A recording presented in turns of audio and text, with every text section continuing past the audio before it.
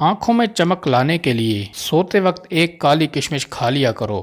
بغلوں میں چنبیلی کے پھولوں کو رگڑنے سے بدبو دور ہو جاتی ہے۔ ٹانگوں کے درد اور لیکوریا کو مستقل ختم کرنے کے لیے روزانہ تقریباً 20 دن تک صبح کے وقت 7 بادام کھا لیا کریں۔ بڑھاپے کو دور بھگانا ہے تو روٹی کھانے کے فوراً بعد تھوڑے سے کاجو منہ میں ڈال لیا کرو، بڑھاپا بھاگ جائے گا۔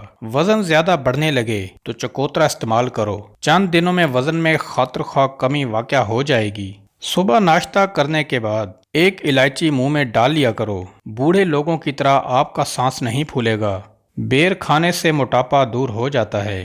روٹی چبا کر کھانے سے کبھی پیٹ سے گیس کی بدبو نہیں آئے گی۔ انار کے چھلکوں کی چائے بنا کر پینے سے زکام فوری طور پر ختم ہو جاتا ہے۔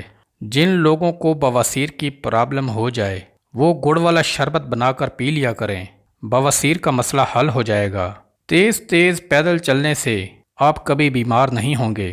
صبح جاگنے میں جلدی کیا کرو، آپ کے بدن کی طاقت قائم رہے گی۔ رات کے وقت 4 بادام کھا کر سونے سے چہرے کی جلد چمکدار اور صاف رہتی ہے۔ گرمیوں میں پانی زیادہ استعمال کرنے سے جسم میں نمکیات کی کمی نہیں ہوتی۔ علم حاصل کرنے میں جلدی کیا کرو، زندگی میں کبھی ناکامی کا منہ نہیں دیکھو گے۔ روزانہ خوشبو لگانے سے جسم کی طاقت کبھی کم نہیں ہو پائے گی۔ دنیا کی اہم چیز خود سے محبت کرنا ہے۔ بچے ہوئے سالن کو گھر کی چھت پر پھینکنے سے گھر میں آسیب آنے کا خدشہ ہے۔ سفید چاول کھانے والے بندے کے جوڑوں کے درد میں اضافہ ہوتا ہے۔